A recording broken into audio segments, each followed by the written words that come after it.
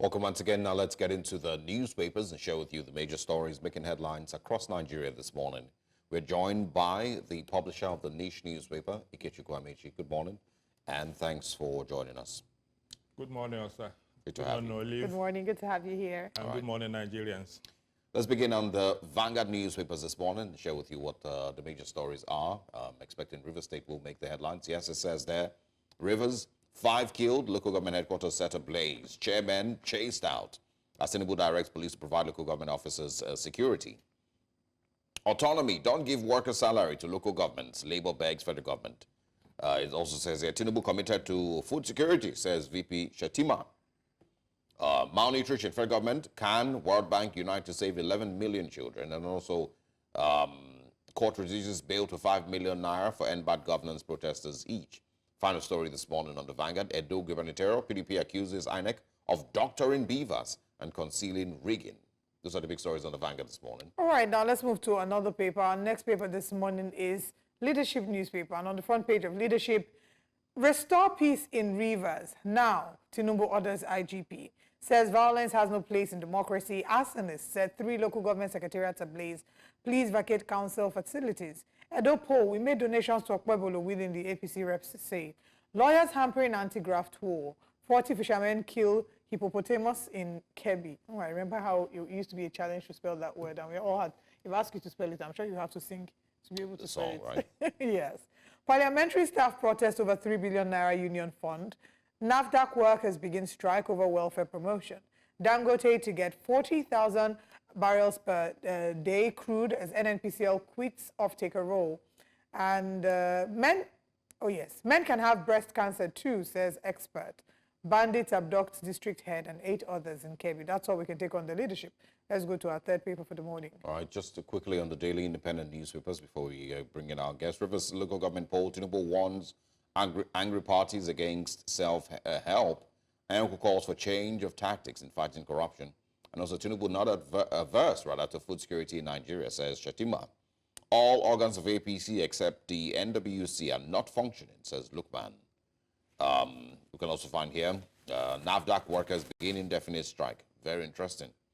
Dangote refinery would propel Africa out of poverty, even Chambers is saying. I'm not sure how that is because, well, Nigerians can't even buy, the the petrol that is coming out of it. So let's quickly bring in our guests. Definitely we're going to start with River State.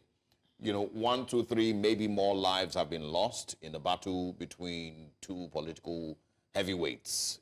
That of course has led to what we saw yesterday. It is a crisis foretold. I'm not sure there's any Nigerian who is surprised at what happened in River State yesterday.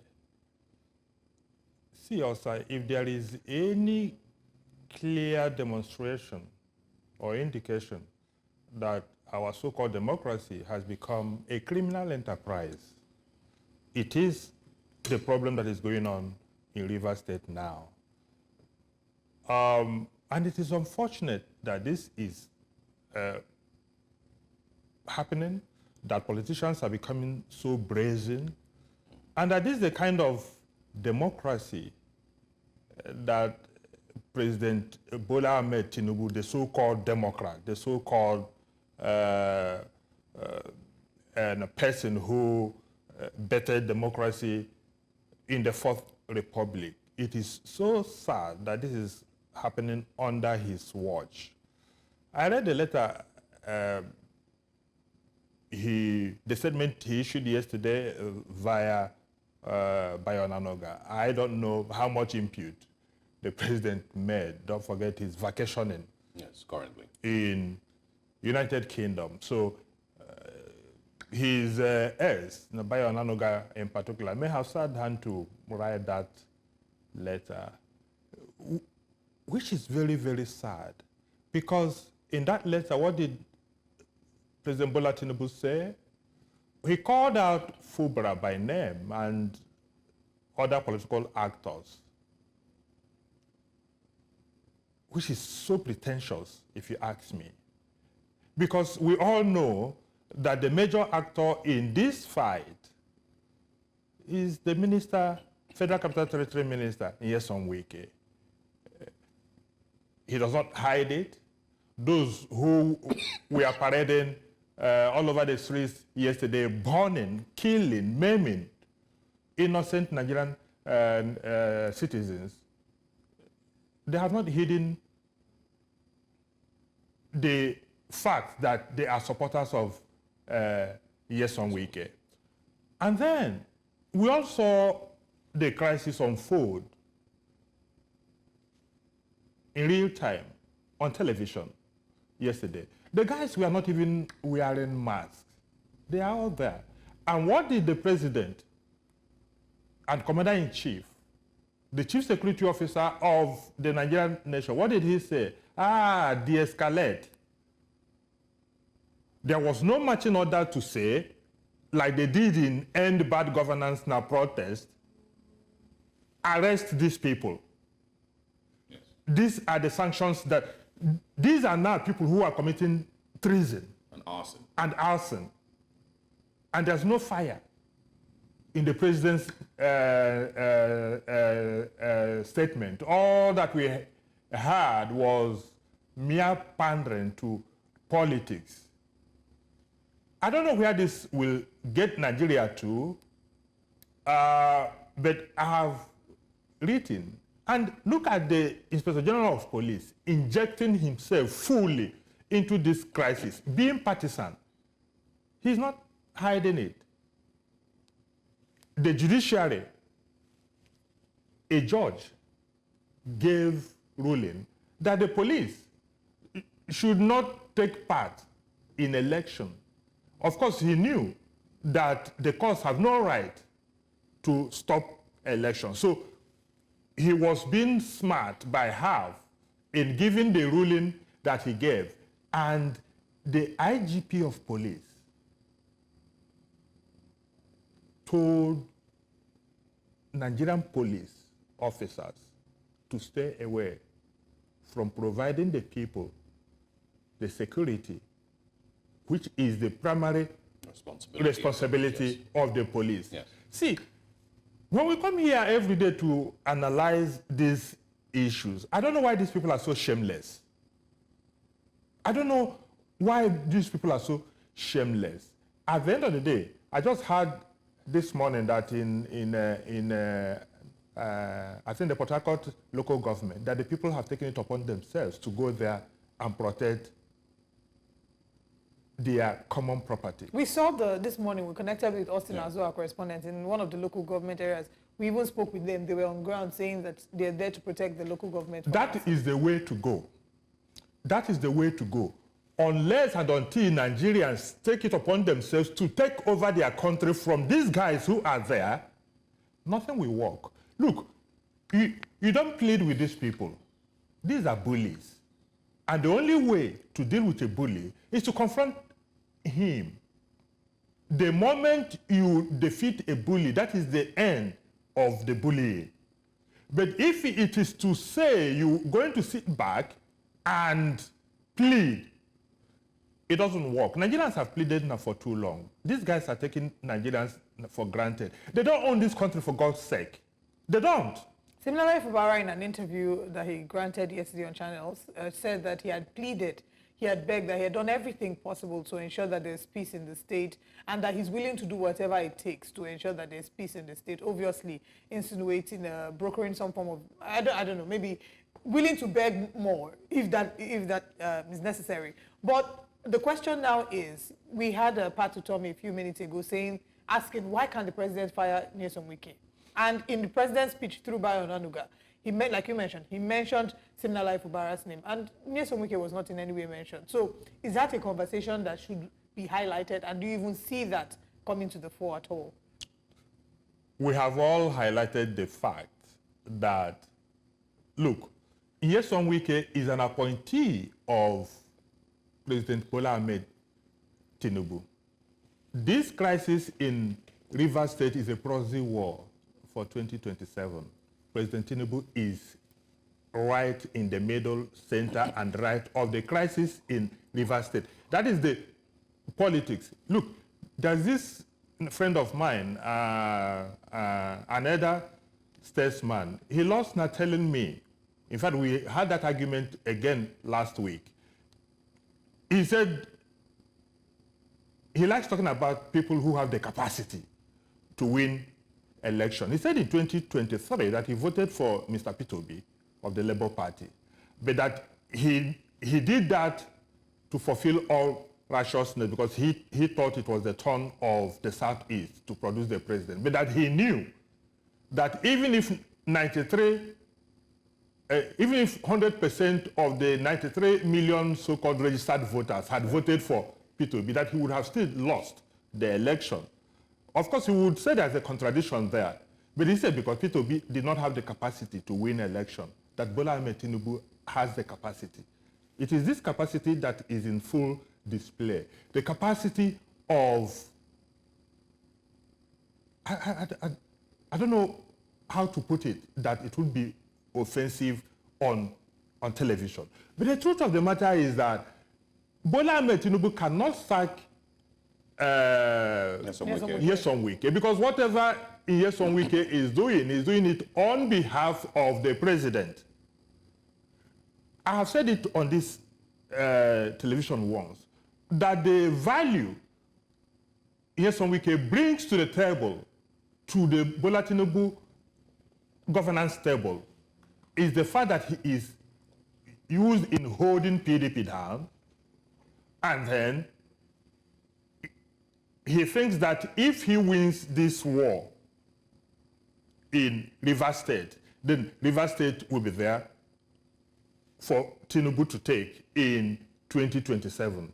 Now they have taken Edo State, so they also want to take Rivers. This is what this is all about. So anybody who is expecting that Bola Ahmed Tinubu will sack and Nyesom Wike over this crisis is dreaming. That person is not a student of the Nigerian politics as defined by those who have the capacity to win elections in Nigeria. It's a tragedy. But you know, in playing politics with everything, Ebetoku has forgotten that the police is not Tinubu's police. Neither is it APC police. This is the Nigerian police that should serve the interests of all. Yeah. And by doing what he is doing, look, in any other clime, that man should have been fired, or he should have tendered his resignation as we talk. And don't forget, this is the man whose tenure has expired. He's over 60 years. And they went just because of the same politics of 2027, because they want him to be the man who will be on the saddle when the 2027 election is conducted. They went to the National Assembly to get an extension of 4 years, something that is unconstitutional for him. So that man is sitting down there as the IG of police illegally.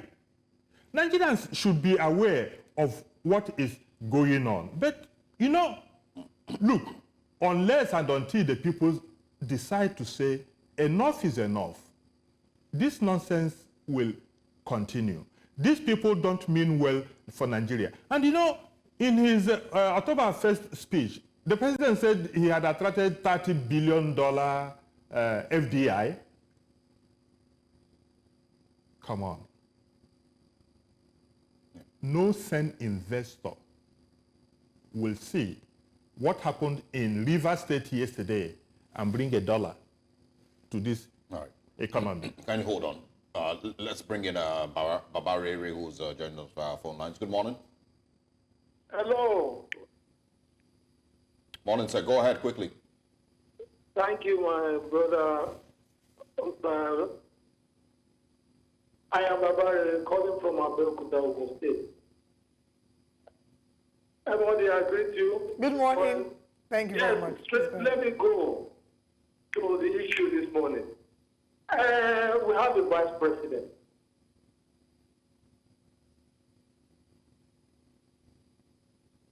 Babari, are you there? We have a vice president. It's on the ground, and one of the part of the country is flame. Yes, I'm with you. All right. Hello? Please go ahead. Go ahead. Hello. So the vice, like I was saying, we have a vice president is on the ground. So the president is not in the country. Can the vice president take action as regards of what is happening in Rivers State if the government themselves has no hand in what is going on? But anyway, that is not the issue because that is politics. I am a retired chief superintendent of police. What I'm really concerned of, there is another insurgency, banditry in Kebbi. I said something yesterday.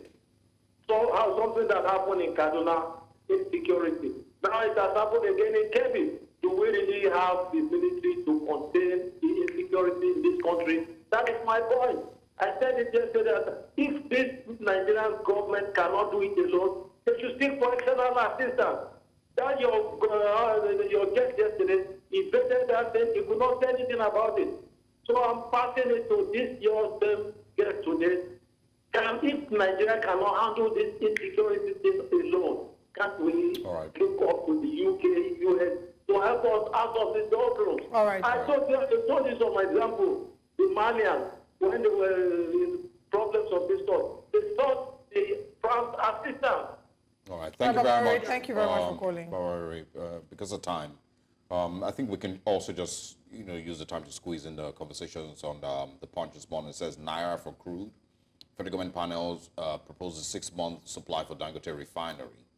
Nigerians, have been, recently disappointed, because they expected that the supply of crude oil to Dangote in Naira will maybe give some hope somehow, some way, some magical hope of reduction in the cost of petrol. But NNPC seems to instead be proposing a price increase. And of course, it's rumored to be 1,350 naira per liter of petrol.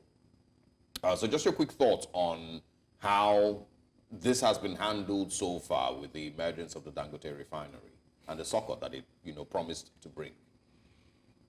Anybody who had believed that the coming on stream of Dangote refinery will impact positively in terms of price reduction, that was mere illusion. It wasn't going to happen. I was chuckling all the while when Nigerians, Nigerians are easily carried away. And when everybody, if there's a soundbite out there, everybody latches on it. The coming of Dangote refinery is the game changer, is this thing, the prices will come down and all that. And I asked myself, how? The truth of the matter is that these prices, if we don't take our time and study what is going on, petrol will sell in this country at the rate of 2,000 naira per liter. Of course, embedded in that story is this thing by an NPC saying that they will quit being the sole off-taker of products from Dangote refinery. It means that it will be free. Everybody will go and buy at market price. The 1,300 that you said people are speculating that petrol will sell in this country is an understatement. It will get to 2,000. The question to ask is that, do Nigerians have the capacity to endure this? That is where we are. Yeah, but I mean, what is a possible solution if not subsidy? There is no alternative to subsidy. Look, Arthur, when people go and borrow from Bretton Woods institution and IMF, World Bank telling you remove all subsidy, how? The crisis we are facing today, and this is why when President Tinubu comes on air to tell you he inherited a comatose economy, and therefore that the problem we have today was not caused by him. I say this is being smart by half. Yes, Buhari ran this economy aground. But the truth of the matter is that the crisis of cost of living and every other thing we have today were caused by two policies enunciated from by the government of President Bola Tinubu.